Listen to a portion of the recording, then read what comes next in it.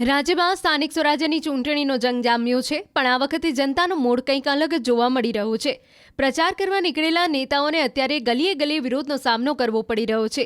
ક્યાંક ભાજપના ઉમેદવારોની સભા છોડીને ભાગવું પડે છે, તો ક્યાંક કોંગ્રેસના નેતાઓ પર પક્ષ વેચી મારવાના આક્ષેપ થઈ રહ્યા છે.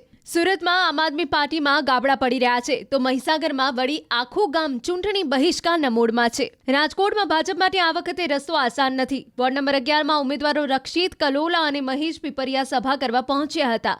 જોકે 5 વર્ષમાં કામ ન થયા હોવાની રજૂઆત સાથે મતદારોએ હોબાળો મચાવ્યો. પરિસ્થિતિ એટલી વણસી કે નેતાઓએ સભા છોડીને રવાના થવું પડ્યું. એમાં પણ ભારતીબેન પાડલિયાને ફરી ટિકિટ અપાતા લોકોમાં રોષ છે.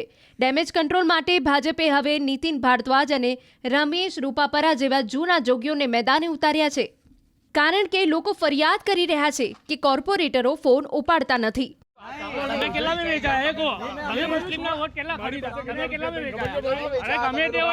વડોદરા કોંગ્રેસની પણ આવી સ્થિતિ છે. વોર્ડ નંબર 7માં પ્રચાર કરવા ગયેલા શહેર કોંગ્રેસ પ્રમુખ ઋત્વિજ જોશી અને પૂર્વ મંત્રી બિમલ શાહનો યુવાનોએ ઉધડો લીધો.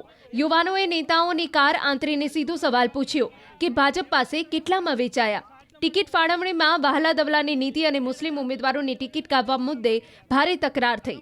રોષે ભરાયેલા યુવાનોએ કોંગ્રેસે હરાવવાની ચીમકી ઉચ્ચારતા શહેર પ્રમુખે ગાડીના કાચ બંધ કરી ભાગવામાં જ ભલાઈ સમજી. 5 નંબરમાં કોંગ્રેસ નહીં ચાલે. એક બી સીટ નહીં આવે. જે કેન્ડિડેટ તમને પૈસા આપે એમાં એમને ચલાવ્યું છું અમે એમાં એમને છેલ્લા અમે ગેમ રમો પૈસામાં વેચાઈને. સુરતમાં રાજકીય પવન ભાજપ તરફ ફૂંકાતો હોય તેમ લાગે છે. મોટા વરાછાના નિર્મળ નગરમાં આમ આદમી પાર્ટીને મોટો ઝટકો પડ્યો છે. અલ્પેશ કથિરિયાની હાજરીમાં આપના અનેક સમર્થકોએ કેસરિયું ધારણ કર્યું છે. વરાછા, લસકાણા અને સરથાણામાં એવા બેનરો પણ લાગ્યા છે કે વરાછાવાસીઓ આપ કે કોંગ્રેસે મત નહીં આપે. આપના ગઢગણાતા વિસ્તારમાં આ સ્થિતિ વિરોધીઓ માટે ચિંતાનો વિષય છે. તો આ તરફ મહીસાગરના લુણાવાડાની જ્યાં ડોકેલાવ ગામના 200થી વધુ મતદારોએ ચૂંટણી બહિષ્કારનું એલાન કર્યું છે. તંત્રએ પૂર્વ જાણ વગર મતદાન મથક 8 કિલોમીટર દૂર ખસેડી દેતા લોકો લાલઘુમ છે. બૂથ નહીં તો મત નહીંના નારા સાથે લોકોએ ચૂંટણી બહિષ્કારની ચીમકી ઉચ્ચારી છે. ઠેર ઠેર ઉમેદવારોના વિરોધે રાજકીય પક્ષોની ચિંતા વધારી છે. રાજ્યમાં સ્થાનિક સ્વરાજ્યની ચૂંટણીનો જંગ જામ્યો છે, પણ આ વખતે જનતાનો મૂડ કંઈક અલગ જોવા મળી રહ્યો છે. પ્રચાર કરવા નીકળેલા નેતાઓને અત્યારે ગલીએ ગલીએ વિરોધનો સામનો કરવો પડી રહ્યો છે. ક્યાંક ભાજપના ઉમેદવારોની સભા છોડીને ભાગવું પડે છે, તો ક્યાંક કોંગ્રેસના નેતાઓ પર પક્ષ વેચી મારવાના આક્ષેપ થઈ રહ્યા છે. સુરતમાં આમ આદમી પાર્ટીમાં ગાબડા પડી રહ્યા છે, તો મહીસાગરમાં વળી આખું ગામ ચૂંટણી બહિષ્કારના મૂડમાં છે. રાજકોટમાં ભાજપ માટે આ વખતે રસ્તો આસાન નથી. વોર્ડ નંબર 11માં ઉમેદવારો રક્ષિત કલોલા અને મહેશ પીપરિયા સભા કરવા પહોંચ્યા હતા. જોકે 5 વર્ષમાં કામ ન થયા હોવાની રજૂઆત સાથે મતદારોએ હોબાળો મચાવ્યો. પરિસ્થિતિ એટલી વણસી કે નેતાઓએ સભા છોડીને રવાના થવું પડ્યું. એમાં પણ ભારતીબેન પાડલિયાને ફરી ટિકિટ અપાતા લોકોમાં રોષ છે.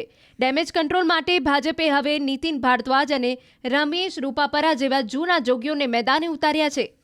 કારણ કે લોકો ફરિયાદ કરી રહ્યા છે કે કોર્પોરેટરો ફોન ઉપાડતા નથી.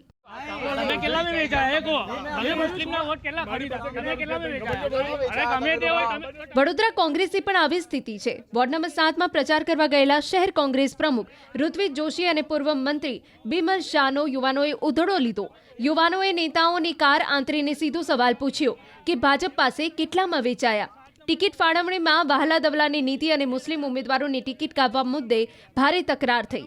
રોષે ભરાયેલા યુવાનોએ કોંગ્રેસે હરાવવાની ચીમકી ઉચ્ચારતા શહેર પ્રમુખે ગાડીના કાચ બંધ કરી ભાગવામાં જ ભલાઈ સમજી. 5 નંબરમાં કોંગ્રેસ નહીં ચાલે. એક બી સીટ નહીં આવે. જે કેન્ડિડેટ તમને પૈસા આપે એમાં એમને ચલાવ્યું છું અમે એમાં એમને છેલ્લા અમે ગેમ રમો પૈસામાં વેચાઈને. સુરતમાં રાજકીય પવન ભાજપ તરફ ફૂંકાતો હોય તેમ લાગે છે. મોટા વરાછાના નિર્મળ નગરમાં આમ આદમી પાર્ટીને મોટો ઝટકો પડ્યો છે.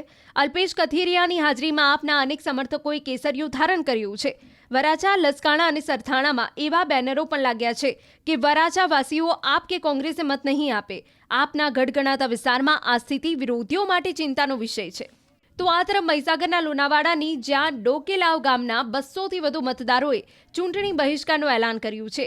તંત્રએ પૂર્વ જાણ વગર મતદાન મથક 8 કિલોમીટર દૂર ખસેડી દેતા લોકો લાલઘુમ છે. બૂથ નહીં તો મત નહીંના નારા સાથે લોકોએ ચૂંટણી બહિષ્કારની ચીમકી ઉચ્ચારી છે. ઠેર ઠેર ઉમેદવારોના વિરોધે રાજકીય પક્ષોની ચિંતા વધારી છે.